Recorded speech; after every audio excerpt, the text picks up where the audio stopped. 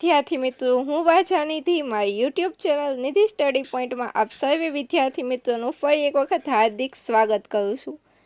आज आप जोवुं छे धोरण 6 विषय विज्ञान पाठ 2 एटले के सजीव सृष्टि में विविधता। पाठ 1 हतो विज्ञान एक अद्भुत दुनिया, विज्ञाननी अद्भुत दुनिया, जेनी चर्चा आप अगाउना विडियो लेक्चर में करेली छे। आज आप जोवुं छे प्रकरण नंबर 2 सजीव सृष्टि में विविधता, डायवर्सिटी इन ध लिविंग वर्ल्ड।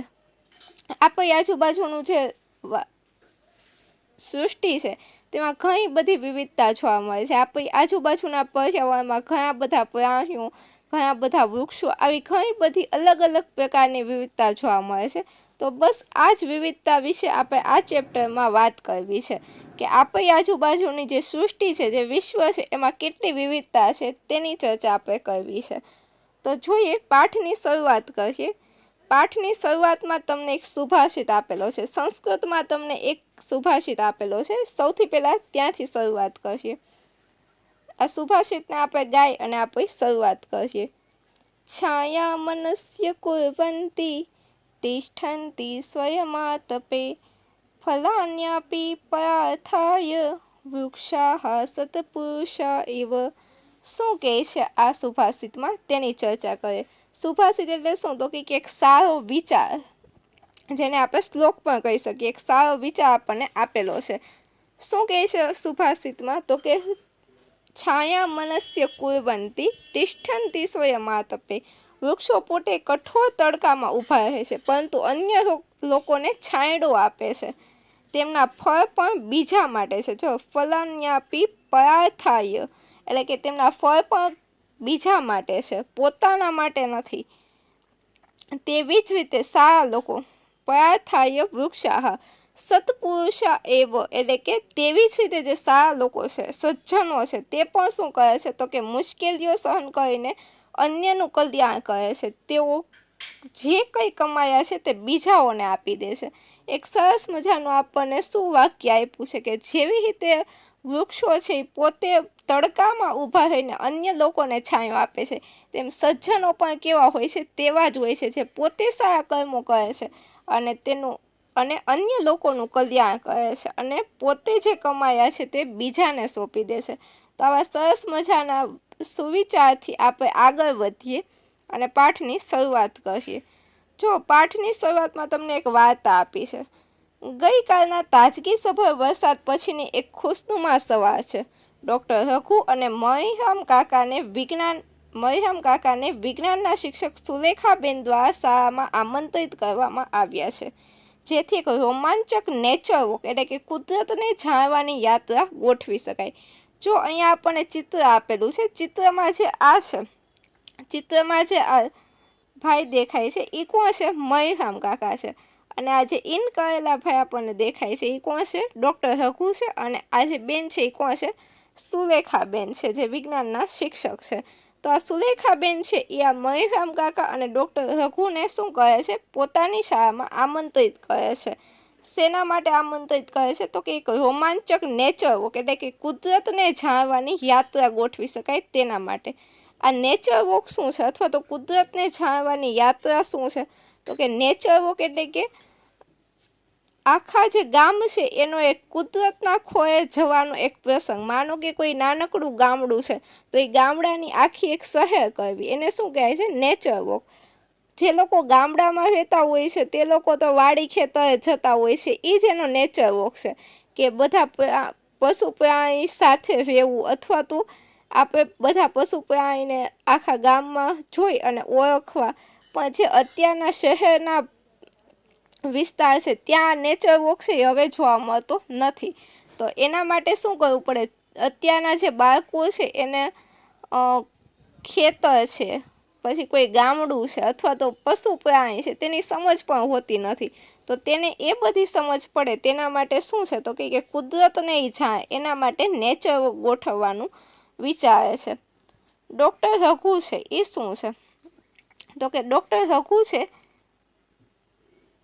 એ નજીકની સંશોધન પ્રયોગશાળામાં વૈજ્ઞાનિક છે। જો ડૉક્ટર રઘુ છે એ શું છે તો કે નાનકડી એવી રિસર્ચ લેબોરેટરી છે એના એ વૈજ્ઞાનિક છે। અને મહીરામ કાકા છે નજીકના સમુદાયમાંના એક વડીલ વ્યક્તિ છે.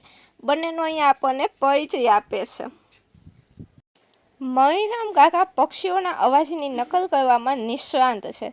તે વિવિધ વનસ્પતિ અને પ્રાણીઓને ઓળખવામાં પણ પારંગત છે.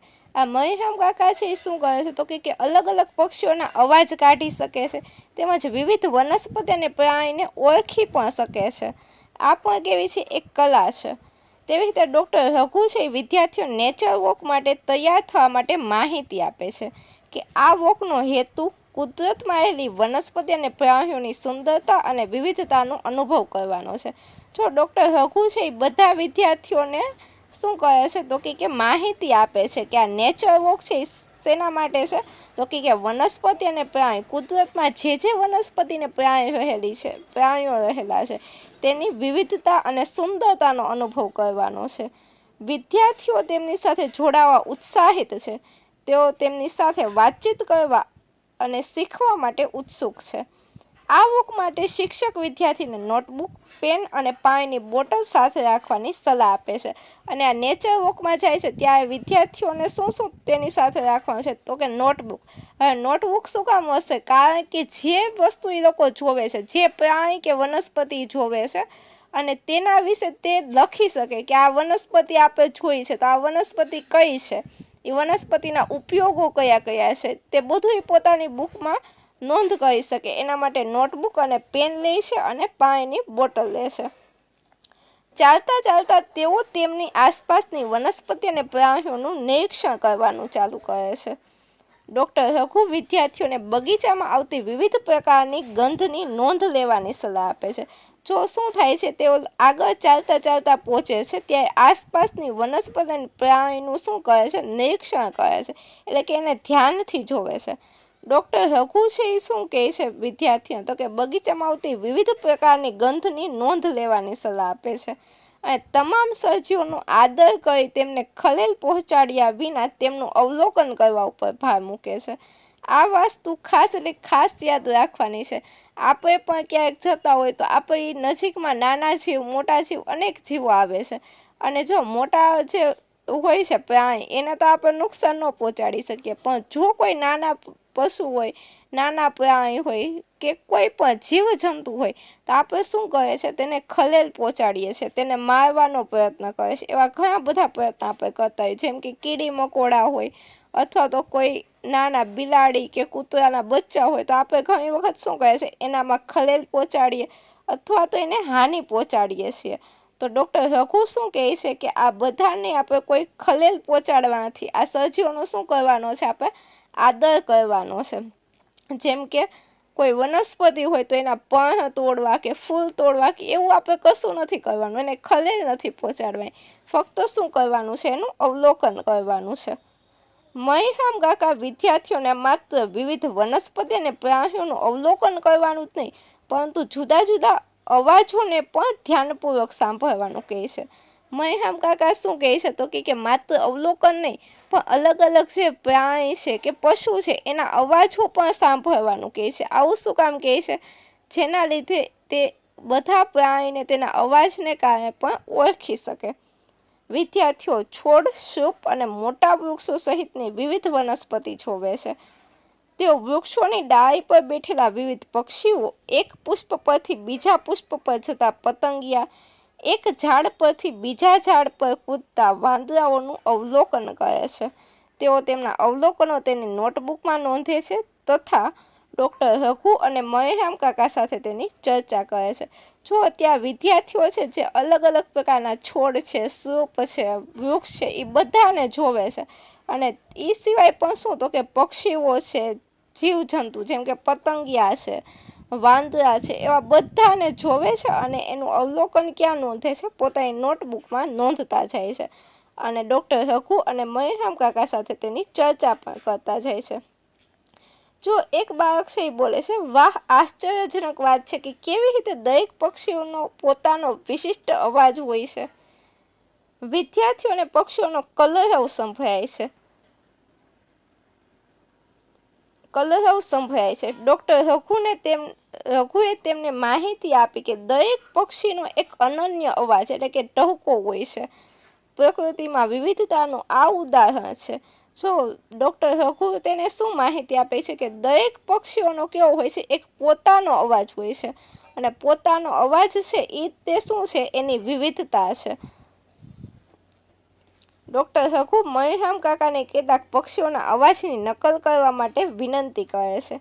મહીરામ કાકા જુદા જુદા પક્ષીઓના અવાજની નકલ કરે છે. વિદ્યાર્થીઓ ઉત્સાહથી તેમની નકલ કરવાનું શરૂ કરે છે. શું તમે ક્યારેય તમારી આસપાસ વિવિધ વનસ્પતિ અને પ્રાણીઓનું અવલોકન કર્યું છે? તમારા અવલોકનો તમારા મિત્રો અને શિક્ષકોને જણાવો અને તેની ચર્ચા કરો. ચલો આજનો વિડીયો છે અહીં સુધી રાખીએ. આજનો લેક્ચર અહીંયા સુધી રાખીએ. ફરી મળીશું આવતા લેક્ચરમાં. ત્યારે આ જ પાઠને આપણે આગળ કન્ટિન્યુ કરશું. અને એક અગત્યની વાત કે જો તમે ચેનલ પર નવા હોય તો ચેનલને સબસ્ક્રાઈબ કરો. જો તમને વિડીયો ગમ્યો હોય તો વિડીયોને લાઇક કરો અને તમારા અન્ય મિત્રો સુધી વિડીયોને શેર કરો. ફરી મળીશું આવતા લેક્ચરમાં. ત્યાં સુધી મને રજા આપો. Thank you so much.